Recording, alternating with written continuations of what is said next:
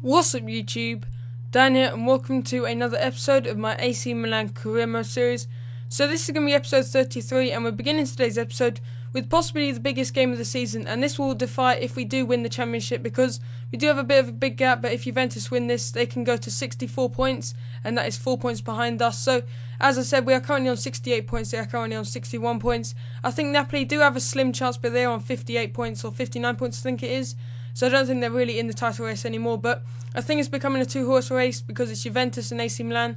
And I don't know where Inter Milan are at the moment. They're not in the title race at the moment, having a bit of a poor season. I did find them a bit easy to play as, and they do play a three at the back, and that's one of the problems with their team. So into the game up against Juventus now, and Diarra, I think it is, scored the first goal of the game. I thought we deserved the first goal, but they clearly got the first goal there, and they made it 1-0 at the Juventus stadium. By the way, I really love this stadium. I like playing at this stadium, so I was enjoying this game really. I like playing at different stadiums, and I don't really like playing at the San Siro. After a while, you do get a bit bored of it. But Ozil gets a nice chance there, dribbling past the defenders and nearly scoring, so really unlucky there. But Royce, what a save from Buffon, but you wouldn't expect that from the most overpowered keeper on this game in my opinion, and it went into the back of the net. So fantastic shot, a bit too much to handle for Buffon, and it went into the back of the net. So we move on a bit further now in the 75th minute. Ozil is put on a throw-on goal, not the best of finishing, and that's what you would expect, and he missed the target there and it went wide, so really disappointed with that. But I thought we should have deserved another goal, but we come back again. Ozil on the ball again, making some fantastic runs in this game, and he's looking into the box, but in the end he goes for the shot and it goes wide, not wide, but Buffon saves it, so, and he makes up for his earlier mistake really there. I think most goalkeepers wouldn't have saved that, but we do get another couple of chances there. Gabbiadini with the first shot, saved by Buffon. It was on his weaker foot, so I wasn't expecting too much, but Elsewhere with a close header and it was saved by Buffon, so 1-1 in the end. Not the worst result, but definitely not the result I was wanting, and we stay about 7 points adrift of Juventus, or ahead of Juventus. So Elsewhere comes straight to me after the game saying that he wants a higher wage, and I feel fine with that because he has been one of the key players.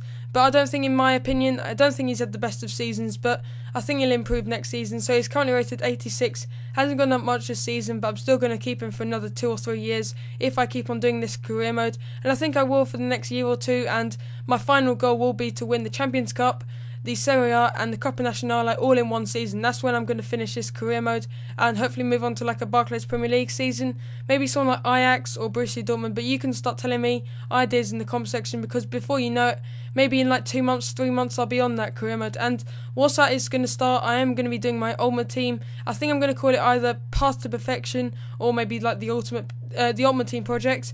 I'm a bit undecided on what to call it, but you can tell me again in the comment section. And that's when I basically start with the bronze team, and I try to make some gold teams in the, like, it'll go on, it's like a road to glory, that's what I'm trying to say. So I start off with the bronze team, the starter team you get, and then I'll make a gold team after a couple of weeks or the first couple of episodes. And I think that's going to be really fun because I haven't actually played much Ultimate Team on this game, and I don't really like it, but I think I'll enjoy this series because the reason is I don't find the arcadey gameplay it's not really to my taste, and I do like this kind of gameplay more. And also career mode is a lot more relaxing, I don't really have to concentrate too much. But look at the Sigli, thinking he's some sort of Messi there, and he fantastically finishes it there, and it just went all right there. He just got into the right spaces there, and he got past all the defenders, and in like a Messi-like finish there, and some really good dribbling, like the man himself, Messi. But he's definitely going to get to around the 83, 84, that's what you guys are telling me, so I'm definitely going to try and keep hold of him. I think Constant has been the better left-back at this point, because as you might have seen, I do play Abate as a first-team right-back, and because his stamina is so amazing, he does play every game this season, and I think he has 98 stamina, so he's never too tired to play a game. So I normally go for De Sigli at left back or either Constant, and I think Constant, in my opinion, has had the better season this year, but that's just my personal taste. I think I enjoy playing with Constant more than De Sigli, even though he just scored a fantastic goal. But as you saw in the background, you could see De Sigli is going to start today's game, but we are currently 10 points ahead of Juventus. Don't know if they had a game in hand, I didn't check the table, it went a bit too quickly, and that's something I like to see in FIFA 14, it'd give me more time to actually look at the table, it goes very quickly. So we start the game really well here, Gabbiadini with the chip forward to Ozil, and he actually missed that chance, but Ozil's finishing, my god, is really terrible. He hasn't scored any goals, or many goals, so he's scored a couple, but he hasn't scored many goals for this club since he joined. And that's a bit disappointing because I did pay around 27 million for him, so I was expecting a bit more, and he hasn't actually grown anything. He hasn't actually got any more plus points or anything, so I thinking of selling him at the end of the season. I really wanted to try him out, and I probably will try him out again in my future career modes. But yeah, as you said earlier, just tell me what career mode I should do after this, because this will go on for at least 50 episodes, and then after that I will do something new, because it will get a bit stale, and you will notice that the views will just go down and you won't enjoy it anymore.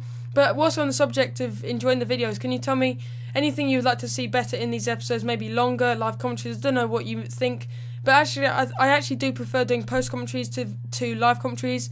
I just think they're a bit harder to do, and that kind of shows in the video quality, if you know what I mean.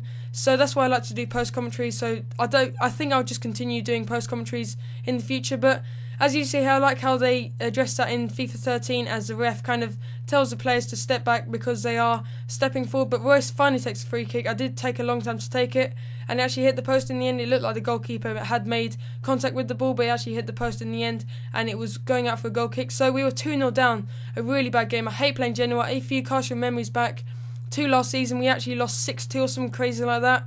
So I really hate playing them, and they were actually beating us 3-0 after Gilardino, who's some sort of monster on this game. I don't know why, but he used to be, but on this game he's just amazing, and I just can't pick him up or mark him because Ogbonna and Juan Jesus, it's just like they're scared of him or something. But he actually scores a couple of goals in this game, but Gabbiadini claws one back. A fantastic goal there. I wasn't expecting it, but clearly he does have a really good long shot, and it found the back of the net from miles out there. Really nice finish. I like it when it comes off the post, and it made it 3-1, so maybe a chance of getting back into the game, but that was shortly lived when they got a penalty. Not a penalty, but a couple of tackles going in and nearly a goal there. I was about to say a penalty, but it wasn't a penalty. So moving on a bit further now into the 75th minute, Gabbiadini taking on all the defenders on his own, no support in any space, and Gabbiadini goes through on goal and he hits the post, but Ozil finally makes his way back up, and he does score a goal in the 77th minute from the rebound, which is probably the most popular goal I score on this career mode, or the goal I score the most. The most goal I score is a rebound, not any nice goals at the moment, but I score a lot of rebounds, and so do the AI. So moving on a bit further now, we're in the 90th minute now, no chance of getting back, and it's 90th minute as I said, and they get another cross in here, and Gilardino, you know how good he is, and he scores a goal in the 90th minute. But I remember Gilardino used to be a fantastic player, and I think he's around 32, 33, but they show this funny cutscene at the end. I don't know what it means, because Genoa are about 5th or 6th in the league, so maybe they've secured the Euro Cup next season. But that's about it for this episode. Thanks for watching, and I'll see you in tomorrow's episode.